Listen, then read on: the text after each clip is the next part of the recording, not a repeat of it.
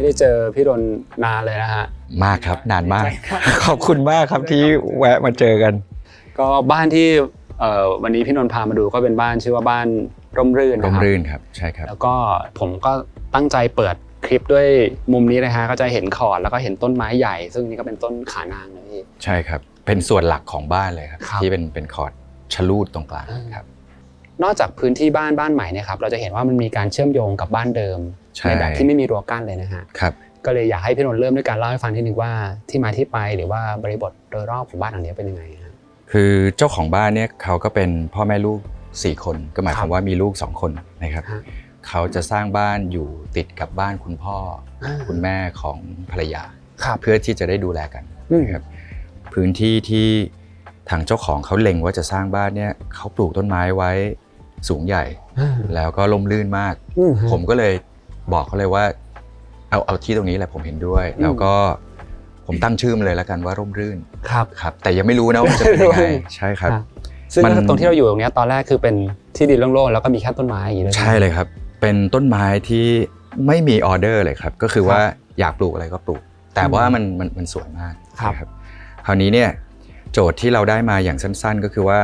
ต้องเชื่อมโยงกับบ้านคุณพ่อคุณแม่อย่างง่ายที่สุดก็เพราะด้วยเหตุผลนี้เลยต้องไม่มีรั้วแต่ว่าพอเราเริ่มที่จะออกไอเดียว่าเราอยากจะเก็บพื้นที่สวนตรงกลางไว้อะมันเลยดันตัวบ้านให้ไปชิดมุมด้านหนึ่งแต่ว่าเราก็อยากให้ความเป็นส่วนตัวของเจ้าของมันเกิดขึ้นมาเหมือนกันก็เลยตัดสินใจสร้างหน้ากากแสงและลมขึ้นมาบังตัวบ้านทำให้เขารู้สึกสบายใจขึ้นสบายตัวขึ้นเพื่อที่จะล้อมไอ้เจ้าสวนอันนี้ไว้นี่แหละเขาโครงของโครงการง่ายๆเลยก็น่าจะมีเท่านี้ครับคือถ้าเรามองที่ดินเดิมเนี่ยก็คือบ้านเดิมเนี่ยอยู่ทางขวามือตรงนี้นะครับแล้วก็จะเป็นพื้นที่ที่มีต้นไม้ใช่แต่พอพี่นนท์มาทำเนี่ยก็คือเราสร้างบ้านเป็นตัว L แล้วก็ทำให้ต้นไม้ตรงนี้เนี่ยมันเป็นเหมือนคอร์ดกลางของ2บ้านเลยใช่ไหมใช่ครับแลนด์สเคปเป็นตัวเชื่อมระหว่าง2บ้านแต่ว่าพยายามจะโฟกัสว่าเฉพาะแค่ระดับชั้น1นะแต่พอเป็นระดับชั้น2เนี่ยต่างคนต่างมีอายุที่แตกต่างกันความเป็นส่วนตัวก็เริ่มใช้ชีวิตที่ชั้น2เนี่ยก็เลยพยายามจะค่อยๆลดทอนความเชื่อมโยงกันด้วยหน้ากากนี่แหละใช่ครับจะบอกว่าบ้านเป็นตัว L ครับแต่เสร็จแล้วเราก็สร้างหน้ากากเป็นตัว L ประกบกันปั๊บก็เลยเป็นช่องสี่เหลี่ยมอยู่ตรงกลางอะไรอย่างนั้นครับแล้วในเรื่องของทิศแดดและลมอะครับมีการคำนึงถึงยังไงบ้างครับมากพอสมควรเลยครับเพราะว่าทิศทางด้านฝั่งนู้นเนี่ยมันเป็นทิศตะวันตกนะครับแล้วก็แดดก็จะแรงมากในขณะที่ไอ้ฝั่งตะวันออกเนี่ยจริงๆเราก็อยากได้แสงแต่ว่าเพื่อนบ้านก็อยู่กันแน่นตัวพอสมควรเพราะฉะนั้นเนี่ยวิธีเดียวที่เราจะเปิดได้คือเรายังต้องเปิดหน้าต่างไปทางตะวันตกแต่โชคดีที่ว่าหน้าต่างพื้นใหญ่ๆหลายๆอย่างเนี่ยมันเปิดจากฝั่งหันเข้าไปหาทิศเหนือเพราะฉะนั้นหน้าต่างเหล่านี้เนี่ยคือหน้าต่างของความสัมพันธ์ของคนภายในบ้านแล้วก็เป็นฟังก์ชันเรื่องแสงและลมเราก็เลยคิดว่าเราปฏิเสธไม่ได้ว่าเราจะพยายามเอาแสงจากทิศเหนือเราอยากได้ลมจากตะวันตกเฉียงใต้แต่อยากปิด ก็เลยจบลงเอยว่าเสนอว่าเป็นบล็อกช่องลมนี่แหละนะครับเพราะว่าพรางก็พรางแสงก็จะเอาลมก็จะเอาอะไรประมาณนี้นะครับก็สร้างเป็นลักษณะเฉพาะของบ้านหลังนี้ไปเลยครับอีกอย่างหนึ่งที่พี่นนท์มีการบอกผมก็คือเรื่องของการวางโซนนิ่งคร่าวๆของพื้นที่ที่มันอาจจะเป็น Public กับเป็น Private มันมีการวางยังไงบ้างคะสำหรับอย่างตัวฝั่งบ้านที่เป็นตัว L อะคือชั้นล่างเนี่ยมันเป็นพื้นที่ที่เป็นส่วนกลางของทุกคนในบ้านมันเหมือนกับว่ามันมีปลายของรูปร่างตัว L นี่แหละเป็นตัวกำหนดหลายๆอย่างจุดที่มันใช้ร่วมกันของตัว L ก็คือตรงมุมฉากของตัว L นี่แหละอันนี้เราก็เลยใช้เป็นพื้นที่สัญจรแนวตั้งก็คือบันได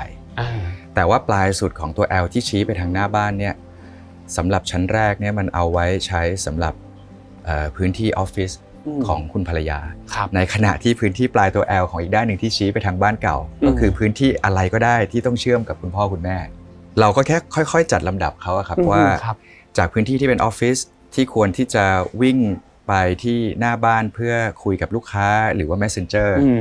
แล้วก็วิ่งกลับมา เพื่อกลับไปหาคุณพ่อคุณแม่ตรงบริเวณเซอร์วิสครับแล้วมันก็จะเดินผ่านตรงจุดหัวมุมที่เป็นบันไดขึ้นลงของทุกฟลอร์มันก็เลยเริ่มได้เค้าโครงของชั้นแรกแต่ไอ้ชั้นบนเนี่ยเราก็ชัดเจนว่า อะไรที่ชี้ไปทางด้านหน้าบ้านเราก็จะให้เป็นพื้นที่ที่ใช้ร่วมกันก็คือส่วนอะไรที่ชี้ไปทางบ้านคุณพ่อคุณแม่ก็จะเป็นพื้นที่ส่วนตัวโดยเฉพาะซึ่งก็คือห้องนอนห้องน้ำห้องแต่งตัวอะไรอย่างเงี้ยเพราะฉะนั้นจังหวะของหน้าต่างที่มันเปิดไปทางทิศตะวันตกแล้วก็เปิดมาทางทิศเหนือก็คือนั่นแหละคือจังหวะที่เขาแอบมองเห็นกันนั่นแหละแล้วเราก็เลยรู้สึกว่าเนี่ยคือจังหวะที่พ่อดูลูกลูกดูพ่อแม่แต่ว่ามันไม่ต้องปะทะกันโดยตรงครับทำเบื่อกันก็รูดม่านติดใช่แต่ที่แน่ๆคือทุกคนมองกลับมาที่สวนครับอย่างเรื่องตำแหน่งที่เมื่อกี้พี่นนท์เล่าก็คือจุดที่เราอยู่ตรงนี้ก็จะเป็นระเบียงของห้องนอนใช่ครับดังนั้นแกนที่อยู่ฝั่งนี้ก็จะเป็นแกนส่วนตัวนะฮะใช่ครับส่วนแกนที่อยู่ฝั่งตรงโน้นเนี่ยก็จะเป็นแกนที่ส่วนรวมใช่แล้วก็พอมันเป็นบ้านตัว L เนี่ยก็จะมองเห็นกันได้แต่จริงๆแล้วอยู่บนคนละแกนเลยอยู่บนคนละแกนใช่ครับแล้วก็มองเห็นสวนได้ใช่ครับในส่วนของฟอร์มบ้านนะฮะก็จะเห็นว่ามันเป็นกล่องสี่เหลี่ยมใช่ไหมครับพี่คือพี่อาจจะไม่ได้ไปซีเรียสมากของเรื่องของฟอร์มพี่ซีเรียสว่าพี่สามารถเก็บบรรยากาศไว้ได้ไหมก็อาจจะไม่ใช่ข้อดีของมุมสถาปนิกในภาพรวมเท่าไหร่แต่เราก็ชั่งน้ำหนักแล้วล่ะเรารู้สึกว่าการที่เราตอบโจทย์ให้ลูกค้าว่าสิ่งที่มันมีค่าสำหรับเขาคือความร่มรื่นและความสัมพันธ์ในวัยที่ลูกๆเริ่มเป็นวัยรุ่นแล้วเนี่ยพี่ยอมแลกด้วยว่าโอเคมันอาจจะดูเป็นกล่องง่ายๆอย่างนี้แหละแต่ว่าเมื่อเราเริ่มค้นพบว่าฟลอร์แปลนมันเริ่มมีลักษณะเป็นสี่เหลี่ยมจัตุรัสคว้านออกเป็นตัว L รูปร่างที่เป็นลูกบาศก์แต่ละส่วนที่มันค่อยๆเว้าหรือว่าโปร่งหรือว่าปริมาตรที่มันอยู่ในแต่ละห้องคือแบบจะว่าตอนแรกคือบังเอิญแต่หลังๆมาเราเริ่มจริงจังกับมันแล้วเราก็รู้สึกว่าเฮ้ยมันเป็นเสน่ห์ของบ้านหลังนี้นะที่เราทำงานอยู่กับสี่เหลี่ยมจัตุรัสลูกบาศก์แล้วก็ครึ่งของสี่เหลี่ยมจัตุรัสเป็น1:2ของพื้นที่สี่เหลี่ยมผืนผ้าอะไรอย่างเงี้ยก็สถาปนิกเนาะครับแต่น่าสนใจมากครับต่อเนื่องจากเรื่องของฟอร์มครับก็ถามถึงเรื่องฟาสาดต่อจะเห็นว่าพี่นนท์มีการเลือกใช้เป็นบล็อกช่องลมอย่างนี้นะครับ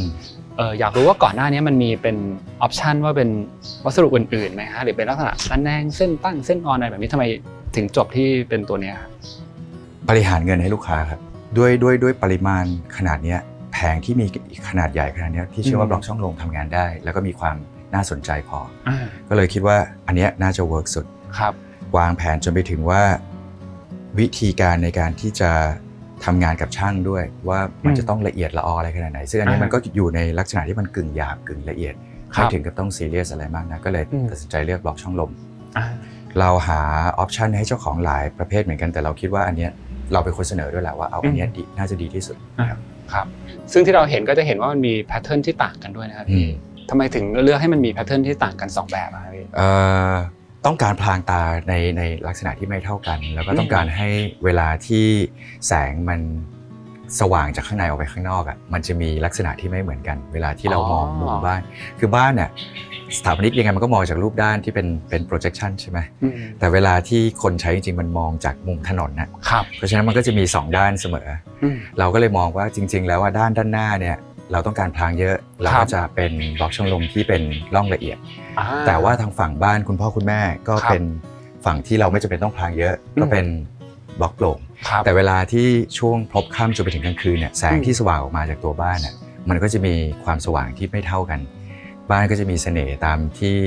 เราวางแผนว่าบล็อกช่องลมทำอะไรให้กับเขาได้บ้างนั่นแหละก็คือตัดสินใจเลือกไอ้เจ้า texture ของบล็อกช่องลมที่ไม่เหมือนกันครับมันก็จะมีมิติที่ต่างกันนะฮะใช่ครับครับทีนี้ถัดจากเรื่องของบล็อกช่องลมมาครับอยากจะเริ่มด้วยการคุยถึงเรื่องสวนนะพี่แต่ว่าให้พี่นนท์เล่าตั้งแต่ approach ทางเข้าหน้าบ้านเลยว่าแบบเวลาคนเดินเข้ามาเนี่ยความรู้สึกที่การที่เขาจะมาเจอสวนมันจะไม่ได้ปุ๊บปั๊บเจอทันทีใช่ไหมแต่ไม่คือพี่ห่วงความเป็นส่วนตัวของเจ้าของแล้วก็ด้วยสภาพของการออกแบบบ้านในเมืองเนี่ยยังไงเนี่ยตัวที่จอดรถเนี่ยมันแทบจะมาเป็นกำแพงรั้วบ้านไปโดยอัตโนมัติเราเจอเลเยอร์เนี่ยตั้งแต่ชั้นแรกแล้วก็ปฏิสัมพันธ์ในการเข้าออกหมายความว่ารถเข้ารถออกคนเดินเข้าคนเดินออกและปัจจุบันนี้เกี่ยวกับเรื่อง e-commerce ทำให้เจ้าของต้องวิ่งออกไปรับของไม่ว่าจะเป็น Grab หรือ Parcel ใช่ไหมเราอยากให้จังหวะปฏิสัมพันธ์จากหน้าบ้านเนี่ยมันค่อยๆผ่านเลเยอร์ของที่จอดรถเข้ามาเจอเลเยอร์ของการพลางตาแล้วมันก็จะเห็น เลเยอร์ของสวนที่เป็นเส้นตั้งสูงชะลูดของขานางใช่แต่ว่าแบ็กกราวด์ของขานางก็จะเริ่มกลายเป็น texture ใบต้นไม้ที่ละเอียดขึ้นเรื่อยๆก่อนที่จะไปกระทบกับไอ้แสงสว่างที่อยู่ข้างในตัวบ้านมันก็จะเหมือนกับค่อยๆซ้อนชั้นไปเรื่อยๆแล้วก็ค่อยๆดึงสายตาของคนที่มาถึงรวมถึงเจ้าของด้วยเนี่ยว่าเขาจะไปทางไหนเพราะฉะนั้นจากผังบริเวณเนี่ยเรารู้แล้วว่าโอ้โหเจ้าของต้องเดินหลายทิศทางมากเลยบ้านพ่อแม่ข้างหลังก็ต้องมา ด้านหน้าก็ต้องมารับของข้างหน้าก็ต้องไปเราก็เลยรู้สึกว่าสวนนี่แหละเป็นตัวที่จะเป็นรับทุกด้านเราก็เลยออกแบบทางเดินในสวนเนี่ยให้มันเหมือนกับสอดไปสลับมาแล้วก็เดินขึ้นแล้วก็เดินลงแต่ว่าอาศัยตัวสวนเป็นตัวจัดการแทนที่จะเป็นเรื่องสถาปัตยกรรมที่เป็นตัวบอกมันทั้งหมดไอสถาปัตยกรรมเนี่ยมันเป็นเพียงแค่ตัวที่จะกำหนดให้พอเป็นสัญลักษณ์เฉยๆว่าอันนี้เข้าหน้าบ้านนะอันนี้ออกหลังบ้านนะแต่สวนเนี่ยเต็มที่เลยครับฟรีสไตล์ใช่เป็นอย่างนั้นไปก็จะเห็นว่าเหมือนรูททางเดินในสวนเนี่ยมันจะเดินเพื่อแบบชิลๆรื่นรมก็ได้ก็เลยใช้แผ่นทางเดินเป็นหินก้อนฟรีฟอร์มไปซะเลยครับอะไรอย่างนั้นหรือจะตรงเข้าไปแบบว่าตรงส่วนของ living อะไรอย่างนี้ก็ได้เหมือนกันแล้วก็จะมีมุมที่แบบนั่งเล่นอะไรอย่างนี้ได้ด้วยใช่ทีนี้ในเรื่องของการเลือกต้นไม้ทำไมพี่ถึงเลือกเป็นขานางที่ดูเหมือนจะเป็นพระเอกเลยนะคือต้องบอกว่าเรื่องนี้มาจากทางฝั่งเจ้าของกับช่างต้นไม้ของเจ้าของคือพี่บอกกับเจ้าของว่าต้องเป็นต้นไม้ทรงชะลูดการที่เราได้ปริมาตรเปล่าๆที่เป็นส่วนตรงกลางเป็นโวลุ่ม3ชั้นเนี่ยต้องเป็นต้นไม้ทรงชะลูดแล้วให้เลเยอร์ที่ชั้น1ทำงานเฉพาะเส้นตั้งแต่พอชั้น2 3หรือว่าจะไปทำงานอะไรบนดาดฟ้าเนี่ยใบจะค่อยๆแตกออกมากขึ้นเรื่อยๆอย่างที่เราเห็นอยู่ตรงนี้นะใช่แล้วก็จะเห็นว่ามันก็ไปส่งผลต่อชั้นอื่นๆด้วยอย่างห้องนอนของคุณพ่อแม่ห้องนอนของลูกอะไรแบบนี้ใช่ก็เห็นวิวไม่เท่ากันครับทีนี้อย่างหนึ่งก็คือในเรื่องของการจัดการเรื่องของโครงสร้างด้านล่างไม่ว่าจะเป็นเรื่องของรากเรื่องของการระบายน้ำอันนี้พี่นนท์มีการคิดคือเราห่วงอยู่แล้วแหละว่ารากไม้จะไปกวนระบบระบายน้ำของแปลงที่ดินแค่ไหนเพราะฉะนั้นเนี่ยตอนเราลงขานางเนี่ยยังไงเราแทบจะกำหนดจุดตั้งของเขาแล้วก็ลงวงแหวนเพื่อไม่ให้รากเขากระจายตัวออกบังคับให้รากเขาทิ่มลงดินก่อนแล้วค่อยไปแผ่ออกที่พ้นระดับคานกับระดับท่อระบายน้ำไปเรียบร้อยแล้วครับแต่ว่าการที่เราใช้วงแหวนเนี่ยมันมีส่วนในการกำหนดว่าแบบเฮ้ยมันก็จะโตประมาณนี้ไหมพี่หรือจริงๆไม่เกี่ยวก็เกี่ยวนะพี่เชื่อว่าจริงๆเราไม่ได้เข้าใจต้นไม้เขาขนาดนั้นหรอกเขาก็จะมีชีวิตของเขาเพียงแต่ว่าเราได้แต่สังเกตหลังจากที่เราลงแล้วว่าเขาหงอยไหมเขาที่เราเรียกกันว่าใบไม้มันล่าเริงไหมมันออกมาล่าเริงพอก็เรารอดเว้ยโอเคเราคุยกับเขาอยู่รู้เรื่องประมาณนั้น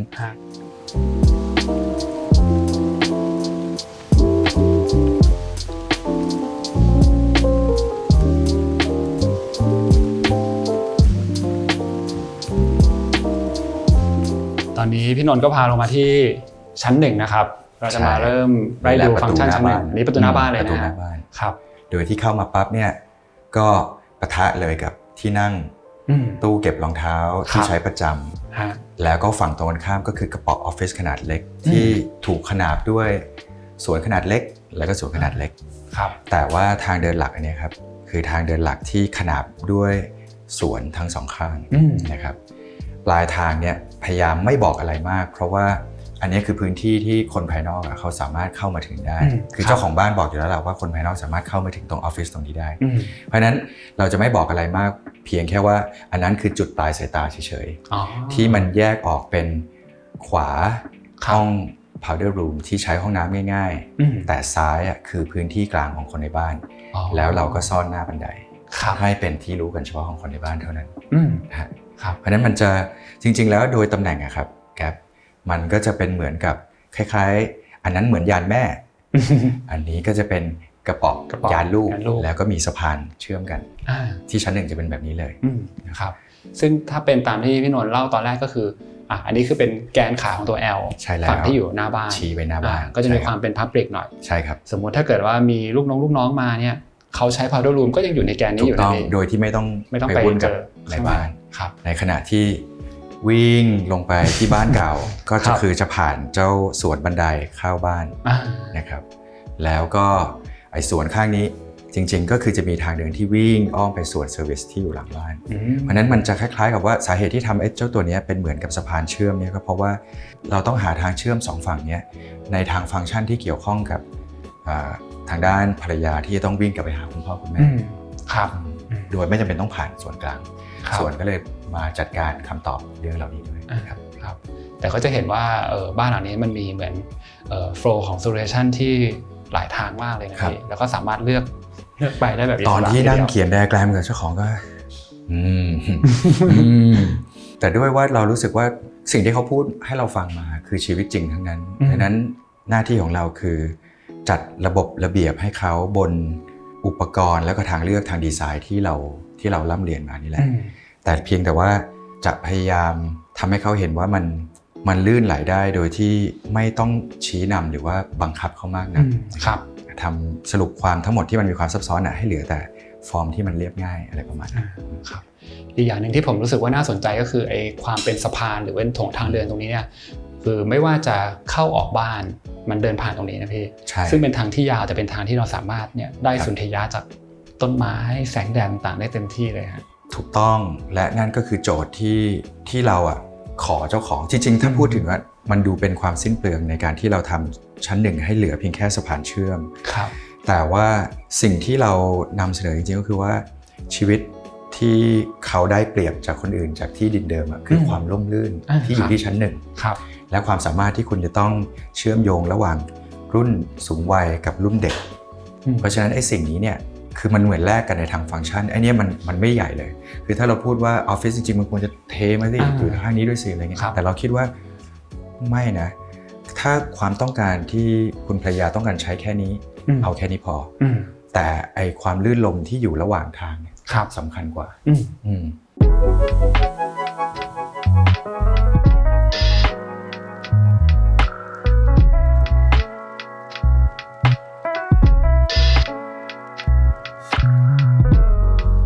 นี่ก็พื้นที่ส่วนกลางของบ้าน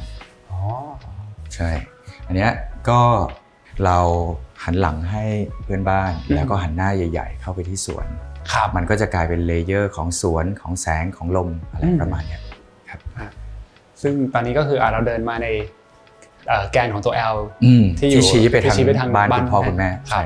แล้วก็อย่างฟังก์ชันตรงนี้ก็คือมี living นะครับแล้วก็มี dining จุดที่ผมสนใจก็คือตรงนี้จะเป็นเหมือนมุมทำการบ้านของน้องๆอะไรอย่างนี้ป่ะใช่ต้องบอกว่าของคุณแม่เพราะปัจจุบันนี้เนี่ยห้องที่บอกว่าเป็นออฟฟิศขนาดเล็กเนี่ยพอลูกๆโตขึ้นเป็นวัยรุ่นแล้วเนี่ยคนหนึ่งขอพื้นที่ออฟฟิศคุณแม่เนี่ยไปใช้เรียบร้อยแล้วมันก็เลยกลายเป็นว่าตรงนี้แทนใช่คือแต่เดิมเนี่ยมันจะเป็นพื้นที่ที่วางแผนกันว่าจะเป็นตู้โชว์เก็บของจากการเดินทางของครอบครัวใช่ไหมแต่สุดท้ายพอมันเบียดกันไปเบียดกันมาก็คือคุณแม่ตัดสินใจว่าขออยู่ตรงนี้เพราะว่าจะได้อยู่ใกล้ๆที่คุณพ่อดูทีวี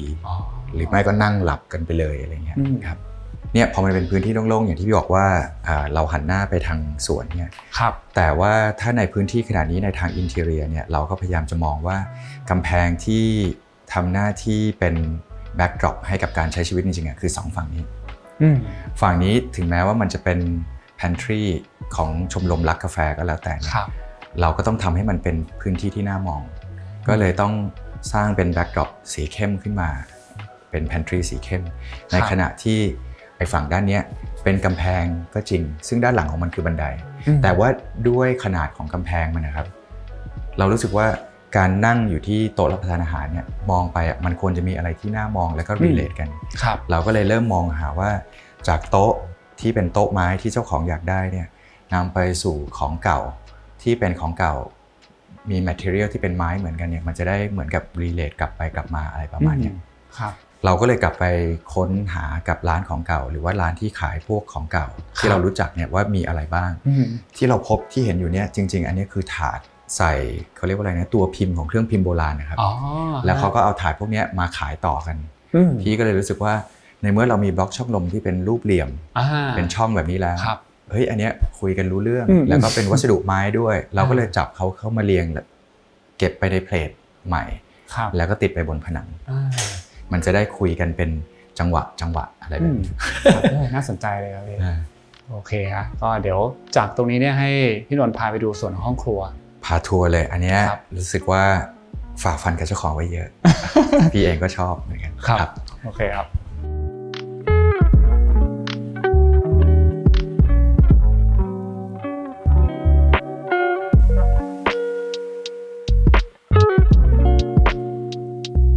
ก็อันเนี้ยเป็นเขาเรียกอะไรอะความต้องการหลักของเจ้าของบ้านเลยครับโอ้โหนี่อลังการจัดเต็มมากเลยนะพี่สรุปแบบแล้ว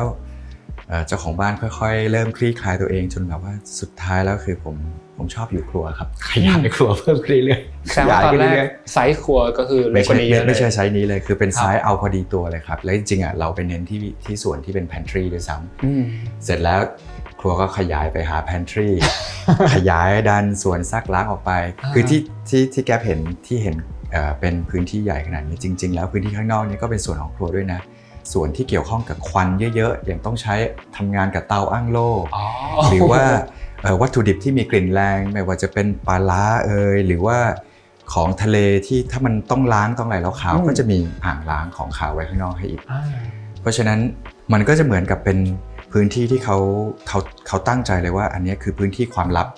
ที่เขาตั้งใจจะใช้สำหรับตัวเขาเองและภรรยานะครับถ้าพูดในทางการใช้สอยฟังก์ชันก็คือจริงๆมันคือทางผ่านไปบ้านคุณพ่อคุณแม่แต่ในขณะที่ถ้าในทางความรู้สึกเนี่ยมันคือการที่เขาสามารถใช้เวลาวันเสาร์อาทิตย์คลุกอยู่ในนี้ทำตรงนี้ตรงข้ามของแก๊ปก็จะเป็นจอทีวีที่สามารถดูสูตรอาหารทำกลับไปกลับมาแล้วก็เธอมาลองและนี่ก็คือเป็นส่วนที่เป็นเกาะกลางที่สามารถกลายเป็นโต๊ะรองอาหารหรือว่าที่กินอาหารเช้าได้โดยที่ไม่จำเป็นต้องเข้าไปกวนในพื้นที่ส่วนกลางครับหรือจริงๆถ้าบอกว่ามันเป็นเหมือนแมนเคฟหรือเป็นที่ที่แบบเขาใช้คำนี้กันใช่ไหมพี่หรือเป็นแบบว่าที่เขาสามารถจะตอบความเป็นตัวตนของเขาได้ชัดเจนที่สุดเลยใช่คือเขาเพิ่งเหมือนมาค้นพบหลังจากที่หลังจากที่เราต้องพูดว่าหลังจากที่เราสรุปแบบไฟนอลไปแล้วกำลังเขียนแบบแล้วก็จัดการทุกอย่างกับวิศวกรเรียบร้อยครับปรากฏว่าไอ้ความรู้สึกนี้มันค่อยๆขยายตัวมากขึ้นเรื่อยมากขึ้นเรื่อยๆจนเนี่ยแม้กระทั่งว่าทำอาหารไปอยู่นานจนต้องมองสวนไปด้วยใช่เอาขนาดนั้นเลยซึ่งอันนี้ถ้าเกิดว่าเราถามในเชิงที่ลึกไปว่าเวลามันมีเหตุการณ์แบบนี้ที่เจ้าของบ้านอยากจะเปลี่ยนแปลงในฐานะสถาปนิกเองเราสามารถทำได้หลายแบบใช่ไหมคือเราปวดหัวนะคือเราต้องพูดเลยแบบปวดหัวแล้วก็อาจจะมีแบบความวุ่นวายใจอยู่กับการที่เราจะต้องไปรื้อหลายๆอย่างที่เราทำไปแล้วบ้างเอาตอบแบบที่ไม่หลอกก็คือว่าเราต้องแจ้งเจ้าของแล้วว่ามันมีเหตุปัจจัยที่เราต้องเริ่มรื้องานใหม่นะครับมีการเสียค่าใช้จ่ายใหม่แต่ว่าถ้าชั่งน้ำหนักว่าผลลัพธ์สุดท้ายมันคือชีวิตของเขาที่ยาวออกไปยังไงเราก็ต้องยอมมันเป็นการแลกกันเรื่องของวิชาชีพนะพี่ว่าคือก็ไม่ได้อยากที่จะรู้สึกหงุดหงิดไปกับมันแต่ว่ามันกลายเป็นบทเรียนให้กับตัวเราเองว่าถ้าในอนาคตสำหรับลูกค้าถัดไปเนี่ยการที่เราชัดเจนกับลูกค้าเพื่อให้เขาแสดงออกถึงความอยากของเขาจริงๆจริงๆมันจะทำให้ทุกอย่างไม่ต้องเกิดการแก้ก็ได้มันเรากลับมองมาที่ว่าถ้าเรามีโอกาสแก้ไขอะไรได้ในอนาคตเราควรทำอะไรซึ่งก็คือเรื่องของ brief ครับแง่มุมนี้ดีเลยพี่น่าสนใจเลยครับ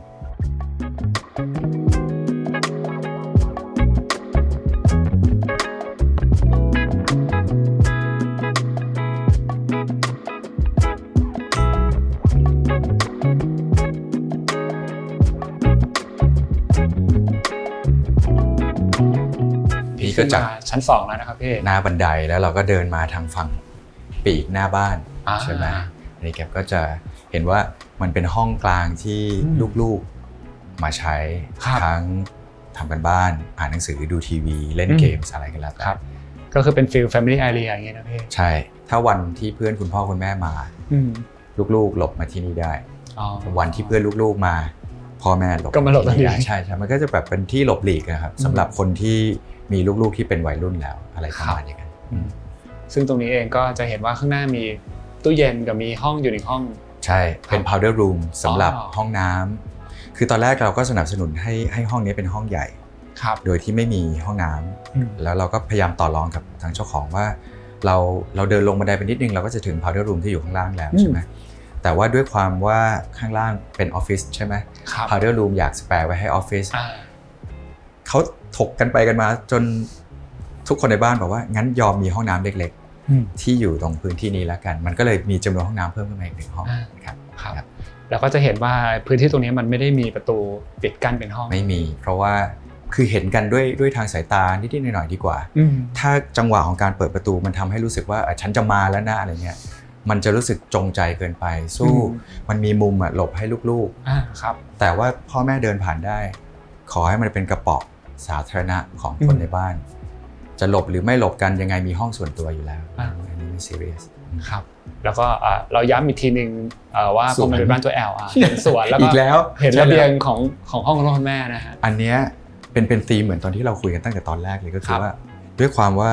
ไอ้ปีกรูปตัว L เนี่ยมันทำให้หน้าต่างที่มันเปิดหาสวนเนี่ยมันจริงๆมันแอบเห็นกันได้นะครับคือพี่เคยชั่งน้ำหนักเหมือนกันว่าถ้ามันเห็นกันขนาดนี้มันจะแปลว่ามันทำให้เกิดการรบกวนกันระหว่างพื้นที่ส่วนตัวกับส่วนกลางไหมไม่เลือกได้เพราะเรามีม่านแต่ถ้าเราเลือกอยากจะเห็นไอ้คำนี้ถ้ามันไม่เห็นนี่สิอันนี้ลำบากเพราะฉะนั้นพี่เลยมองว่าข้อดีของงานตัว L จังหวะที่มันเห็นแบบนี้เลือกแบบนี้พี่ว่าโอเคกว่าครับมันวิงมันไม่ได้ห่างออกไปจนไกลเกินไปครับโอเคเลยครับเดี๋ยวเราลองไปดูวิงจากฝั่งพ่อแม่แล้วมองกลับมาทางนี้ก็จะเห็นครับไปเดี๋ยวพี่พา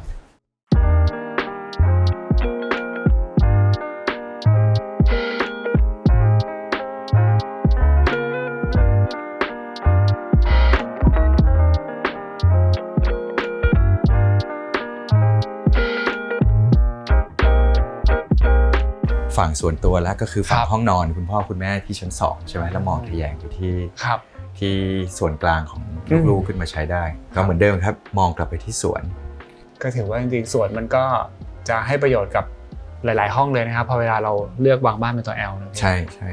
ก็ต้องบอกว่าบ้านหลังนี้จริงๆเกือบจะทุกๆจุดที่พี่คุยกับแก๊ปก็คือเราจะมีการถกแล้วก็ต่อรองกับเจ้าของหรือพูดง่ายๆก็คือว่าพี่จะเป็นคนที่พยายามเสนอเจ้าของแหละว่าเอาห้องไซส์ประมาณเท่านี้ได้ไหมเพื่อที่จะให้มีโอกาสแลกไปกับการที่ยังได้มีพื้นที่ใช้ชีวิตที่เป็นระเบียงคือจริงๆระเบียงบ้าน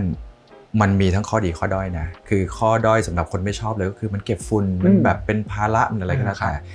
ถ้าเขายอมเนี่ยทำยังไงให้เขาได้มีโอกาสออกไปแล้วมันรู้สึกว่ามันเป็นส่วนหนึ่งของชีวิตเขาที่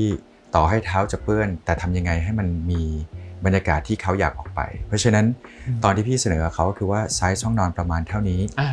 เชื่อมโยงออกไปที่ส่วนแต่งตัวและห้องน้ำไอ้ตรงนี้แหละที่มันสำคัญตอนที่พี่เถียงกับเขาว่ามันเป็นไปได้ไหมถ้าเราจะเอาส่วนแต่งตัวกับห้องน้ำเนี่ยอยู่ด้วยกันเพื่อที่จะแลกกลับมากับพื้นที่ระเบียงกระถางก็ถ้าคุณมีส่วนขนาดนี้แต่คุณไม่ได้ออกไปสำหรับพี่คือเสียดายจริงๆเขาก็งงทำไมไม่ทำห้องน้ำให้ชั้นใหญ่ๆว่าอะไรเงี้ยแต่ว่าเราก็พยายามที่จะนำเสนอนะครับแล้วก็เรารู้สึกว่ามันเป็นผล1คืองบประมาณที่มันจะเกิดขึ้นที่เกี่ยวข้องกับอินทีเรียจะไม่ได้สูงขนาดนั้นที่เต็มฟลอร์2ปริมาตรสูงอันเนี้ย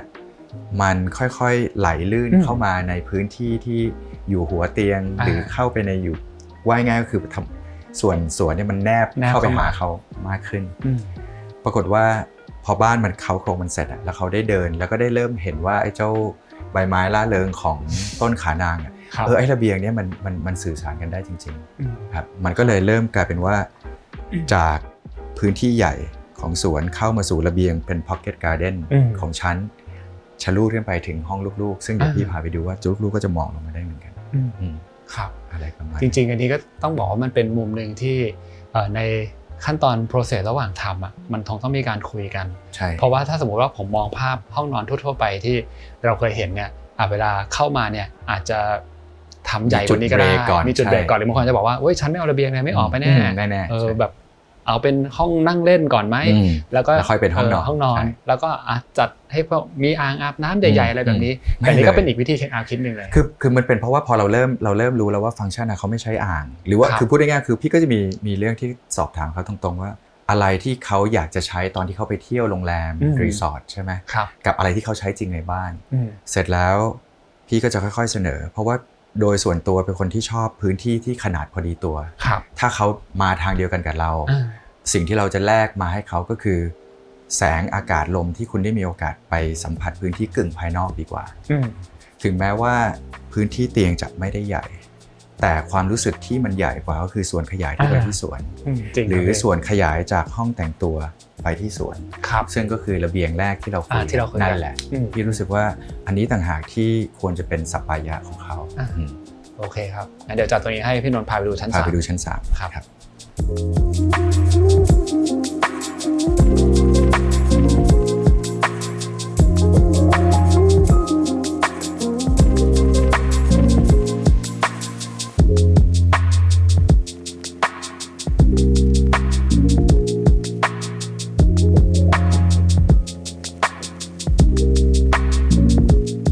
ก็ขึ้นมาที่ชั้น3แล้วนะครับใช่เมื่อกี้ก็จะเห็นว่าเรา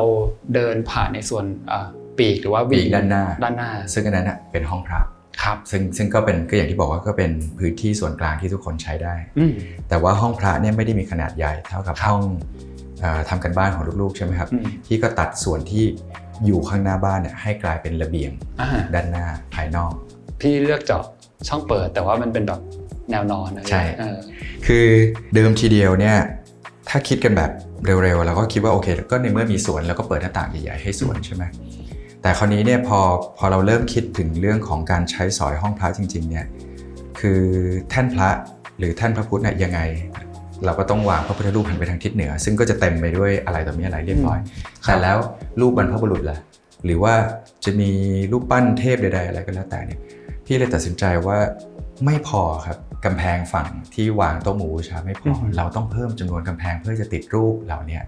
เพราะฉะนั้นพี่ก็เลยบอกเจ้าของแหละว่าเราทำหน้าต่างเฉพาะแค่เพื่อให้เวลาที่เรานั่งได้เห็นสวนจะอยู่ในสายตาเวลาเรานั่งแต่คราวนี้พอกำแพงส่วนที่เหลือทั้งหมดเนี่ยอันนี้เราสแปร์ไว้สำหรับรูปบรรพบุรุษของเรารูปเกจิอาจารย์หรืออะไรก็แล้วแต่ที่เราเคารพเนี่ยครับเราจะได้มีกำแพงเหล่านี้ห้องนี้จะได้ค่อยๆเขาเรียกว่าอะไรค่อยๆสร้างตามความชอบหรือถ้าไม่ชอบห้องนี้ก็จะดูนิ่งสงบกว่าห้องอื่นๆเพราะว่ามันไม่มีหน้าต่างผืนใหญ่ครับให้แลกเอาเลยว่าถ้าอยากจะออกไปอะไรข้างนอกก็คือไปใช้ระเบียงเลยครับในขณะถ้าเรามาทางปีกฝั่งนี้ซึ่งเป็นปีกที่ชี้ไปทางบ้านคุณพ่อคุณแม่ขอโทษทีต้องพูดว่าคุณตาคุณยายก็เป็นปีกที่เป็นห้องลูกๆซึ่งก็จะมีประตูห้องลูกอันนี้จะมี2ห้องใช่แล้วอันนี้ก็คือแชร์ห้องน้ำซึ่งอันนี้ก็อีกเหมือนกันคือถ้าเป็นโดยปกติของบ้านหลังอื่นๆเวลาเราคุยกับลูกค้าก็อาจจะบอกว่าต้องการห้องที่เป็นห้องส่วนตัวและมีห้องน้ำในตัวอันเนี้ยพี่ก็ใช้ข้อเสนออีกเหมือนกันว่าเราเซฟพื้นที่ห้องเซฟพื้นที่ของตัวบ้านแต่มาแชร์ห้องน้ำได้ไหมนะครับโดยที่เป็นลูกผู้ชายเหมือนกันครับโดยแยกออกให้เห็นชัดเจนเลยว่าสามารถใช้อ่างร่วมกันแต่ว่าแยกประตูอาบน้ำกับประตูส้วมมีพื้นที่ในการใช้พร้อมกันโดยที่ไม่กวนกันได้อะไรอย่างเงี้ยไม่ต้องรอคิวว่างั้นเถอะนะครับแล้วก็หน้าต่างของห้องน้องคนนี้ก็จะมองไปแล้วก็จะเห็นห้องพระเห็นสวนแต่หน้าต่างของห้องนี้มองเห็นสวนแต่มองเห็นระเบียงคุณพ่อคุณแม่มันก็จะมีคาแรคเตอร์บางอย่างที่เหมือนกับต่างกันประมาณนั้นทั้งที่เลเยอร์ทั้งหมดแทบจะเหมือนกัน 100% เลยใช่ครับครับ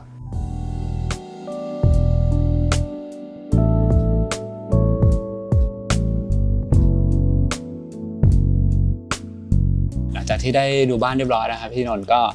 มี2คำถามที่ผมอยากถามพี่อันแรกคือเป็นแง่มุมเกี่ยวกับเรื่องของการจัดการพื้นที่ซึ่งผมรู้สึกว่าอย่างบ้านหลังนี้เนี่ยมันมีหลายๆห้องที่ทั้งการจัดวางแปลนแล้วก็การเลือกกำหนดสเปซของพี่มันน่าสนใจตรงที่ว่าพี่ไม่ได้พยายามจะทำทุกอย่างให้มันใหญ่โตไปหมดแต่มันอยู่ในคำว่าพอดีหรืออาจจะลงตัวกับเจ้าของบ้านซึ่งอยากให้พี่ช่วยขยายแง่มุมตรงนี้นะคือมันเป็นเรื่องที่ขยายความจากค่านิยมของตัวพี่เองที่เรียกว่าความคุ้มค่าในการใช้ชีวิตและการลงทุนระยะยาวของชีวิตซึ่งก็คือการสร้างบ้านคือพี่คิดว่าสถาปนิกมีหน้าที่ที่จะต้องจับประเด็นนี้ของลูกค้าแต่ละรายให้ได้ว่าเขามองความคุ้มค่าแบบไหนคราวนี้พอทางเจ้าของบ้านจะต้องเป็นคนดูแลบ้านเรารู้สึกว่าไอ้ความใหญ่มันควรจะใหญ่ในที่ตรงไหนแล้วมันควรจะเอาพอดีอยู่ที่ตรงไหนเพราะฉะนั้นอันนั้นเราก็เลยเสนอครับว่าห้องนอนเอาพอดีเพื่อให้ทุกคนสามารถออกมาอยู่ข้างนอกร่วมกันได้แต่ไอ้ส่วนที่มันเป็นพื้นที่ที่รู้สึกว่าเป็นของบ้านหลังนี้โดยเฉพาะอย่างง่ายๆเลยเนี่ยเขาเทียบกันเลย คุณพ่อทำไมครัวของพ่อใหญ่กว่าห้องนอนผมอีกอะไรเงี้ยคือเรารู้สึกว่าก็จริงนะเพราะว่าในท้ายที่สุดแล้วเนี่ยคือความที่เขาอยากได้เพื่อทุกคนในขณะที่เรื่องที่เป็นเฉพาะคนน่ะเขาจะได้ใช้มันอย่างพอดีในกิจกรรมนั้นๆแล้วเขาก็จะได้แบ่งตัวเองออกมาอยู่ในพื้นที่ร่วมกันถึงแม้ว่ามันจะแยกมุมกันไม่ทำให้รู้สึกว่าความเป็นส่วนตัวสูญเสียไปแต่ว่าในท้ายที่สุดแล้วคุณแม่ใช่ไหมล่ะที่ต้องเป็นคนดูแลบ้านอะไรอย่างเงี้ยครับนี่คือทัศนะหรือพี่อยากจะถอนมันเรียกคำสั้นๆว่ามันคือค่านิยมของตัวพี่เองที่ส่งต่อไปถึงเจ้าของบ้านแล้วก็เป็นโน้มน้าวเขาเพราะตอนแรกเขาอาจจะแบบว่าเฮ้ยมันต้องใหญ่กว่านี้ไหมหรืออะไรเงี้ยไปมาเรานี่แหละเป็นคนไปแบบว่าพอแม่เอาประมาณเท่านี้ครับซึ่งผมคิดว่าตรงนี้มันก็เหมือนมีอาจจะมีเป็นกำแพงที่กั้นระหว่างสิ่งที่เราเคยรับรู้มาก่อนกับสิ่งที่บางทีสถาปนิกอาจจะแนะนำนะพี่สมมติผมยกตัวอย่างว่าห้องนอนลูกก็ได้เนี่ยถ้าเกิดเราคิดมาตลอดว่าเขาควรจะมีห้องน้ำในตัวของเขาเลยต้องมีมุมอะไรที่เด็กสามารถโน่นนี่ได้แต่นี้คุณมาแยกห้องน้ำไว้แล้วโอเคไหมหรืออย่างพื้นที่ห้องนอนของพ่อแม่อะไรเงี้ยที่แบบทำไมพื้นที่สวนก็ใหญ่นะแล้วห้องน้ำซึ่งเหลือประมาณเท่านี้ใช่ไหมก็เลยคิดว่ามันเป็นเรื่องที่ถ้าเกิดว่ามันมีคำแนะนำที่ดีจากสถาปนิกแล้วเราเอง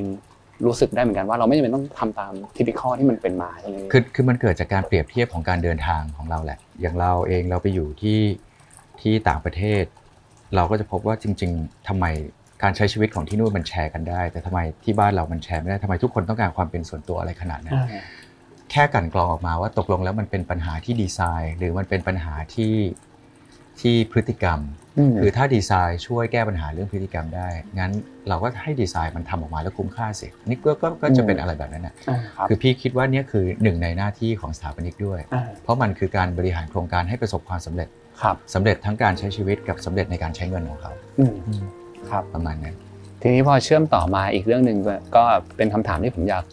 ถามเพราะว่าเมื่อกี้มีคุยกับพี่ว่าพื้นที่ของคุณพ่อคุณแม่อย่างเช่นครัวเองก็ตามก็เป็นพื้นที่ที่มันถูกโรขึ้นมาแล้วก็เรามีการคุยกันว่าจริงๆแล้วมันส่งผลถึงลูกเหมือนกันใช่มากๆครับคือในท้ายที่สุดเราอยากให้สิ่งดีๆกับลูกเราหมดแหละอะไรก็ได้ให้แต่ว่าพอมาถึงตัวบ้านเนี่ยพี่กลับเป็นคนที่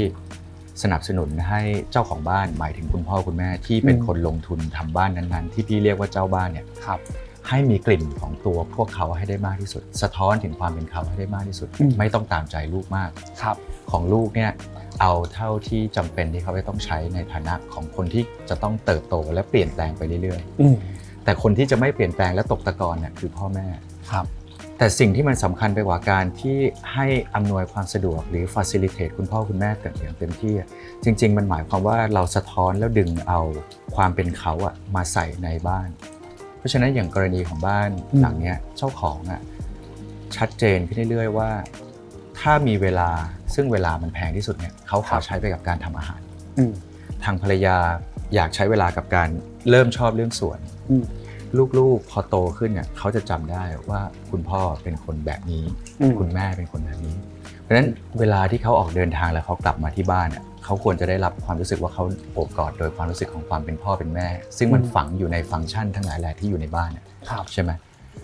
ลองคิดดูสิถ้าวันหนึ่งหลายๆอย่างเปลี่ยนไปคุณพ่อคุณแม่ได้จากไปแล้วสถานที่นี้ยังคงอยู่ไอ้มุมทั้งหลายแหล่นั่นแหละที่ทำให้เขามีความผูกพันและย้อนกลับไปคิดถึงเจ้าของบ้านเดิมสถาปัตยกรรมควรส่งต่อแล้วถ้าเป็นคำแนะนำจากเราก็จะส่งต่อว่าทำแบบนั้นเถอะครับ